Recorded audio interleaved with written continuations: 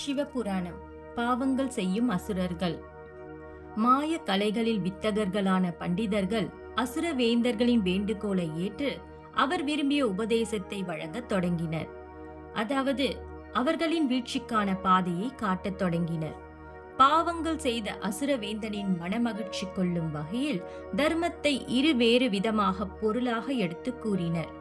அதாவது இறைவனை உருவ வழிபாடு செய்வதால் எந்தவிதமான பயனும் இல்லை என்றும், மேலும் உருவ வழிபாட்டின் போது மேற்கொள்ளும் பூஜை மற்றும் ஆராதனை போன்ற வழிபாடுகளால் பொருள் விரயம்தான் உண்டாகுமே தவிர மற்ற எந்தவிதமான பயனும் இல்லை என்றும் கூறினர்.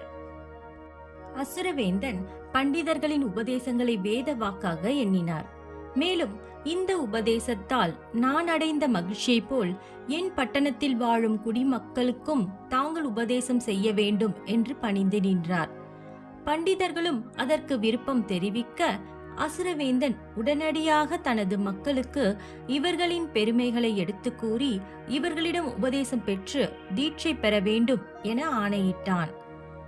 இவரது ஆணையால் அனைத்து அசுரர்களும் வித்தகரான பண்டிதர்களுடன் வந்த சிஷ்யர்களால் உபதேசம் பெற்று தீட்சை பெற தொடங்கினர். மேலும் தன்னுடைய பட்டணத்தில் மட்டுமல்லாது தன்னுடைய சகோதரர்களின் பட்டணங்களுக்கும் சென்று அங்கு அவர்களுக்கும் உபதேசம் வழங்கி தீட்சை அளிக்க வேண்டும் என்று கூறி அவர்களை தன்னுடைய சகோதரர்களின் பட்டணங்களுக்கு அனுப்பி வைத்தார் வித்யுமாலி. வித்யுமாலியின் மற்ற 2 சகோதரர்களின் பட்டணத்திற்கு சென்று அவர்களுக்கும் உபதேசமும் தீட்சையும் பண்டிதர்கள் அளித்து வந்தார்கள். பண்டிதர்களிடம் தீட்சை பெற்ற மன்னர்களும் மக்களும் எது உண்மை எது பொய் என்று அறியாவண்ணம் பாவங்களை செய்ய தொடங்கினார்கள். அதனால் அவர்களின் 3 கோட்டைகளுக்கும் அரணாக இருந்து அவர்களை பாதுகாத்து வந்த சிவபூஜையின் பலம் குறைய தொடங்கின.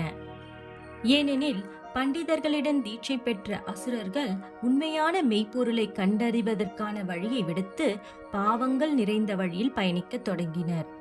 அதாவது அறச்செயல்களான சிவ பூஜைகள், யாகங்கள், தானங்கள் மற்றும் இறை வழிபாடு ஆகியவற்றை மறந்து அதர்பம் நிறைந்த செயல்களை செய்ய தொடங்கினர்.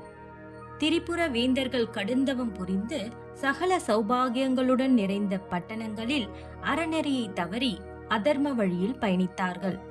மேலும் பண்டிதர்களுடன் ஜேஷ்டா தேவி குடியேறியதும் அங்கு வாசம் செய்து வந்த லக்ஷ்மி தேவி அவ்விடத்தை விட்டு விலகிச் சென்றார்.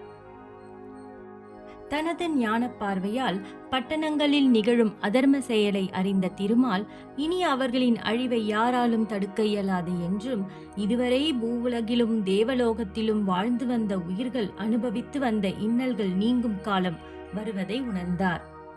மேலும் தான் உருவாக்கிய மாய புருஷர்கள் அவர்களுக்கு அளித்த பணியை நன்முறையில் செய்ததால் தான் எண்ணிய எண்ணம் கூடிய விரைவில் ஈடேறப் போவதை எண்ணி மகிழ்ந்தார். பட்டணங்களில் இவ்விதம் நடைபெற்று கொண்டிருக்க தேவர்கள் எம்பெருமானை எண்ணி பல காலங்கள் தியானித்துக் கொண்டு இருந்தனர். அவர்களுடன் திருமாலும் இணைந்து எம்பெருமானை எண்ணினார். அவர்கள் செய்து வந்த சிவ பூஜையும் அவர்களின் நாவில் இருந்து உச்சரித்துக் கொண்டிருந்த எம்பெருமானின் திருநாமமும் கைலாய மலையில் வீற்றிருக்கும் சிவபெருமானை அடைந்தது. ஓம் நம சிவாய.